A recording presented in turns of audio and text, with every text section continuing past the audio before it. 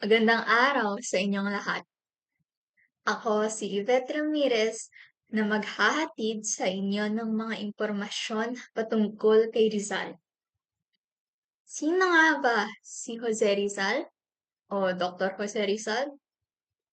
At madami pang kilalang pangalan, naririnig at nakikita natin ang kanyang mga statwa at pangalan at kung ano man patungkol sa kanya na kahit saan lupalop ng Pilipinas at ng mundo.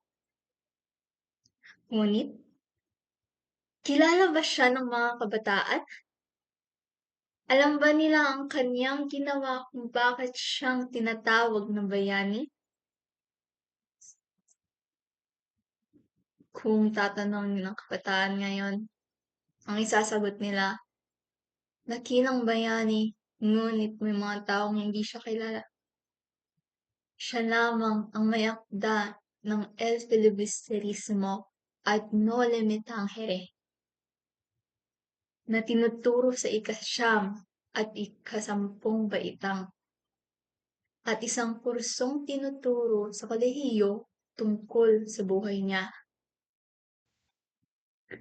Kanyang naging buhay ay umiikot sa pagpapamulat ng Pilipino sa pagkakolonyal ng Espanyol.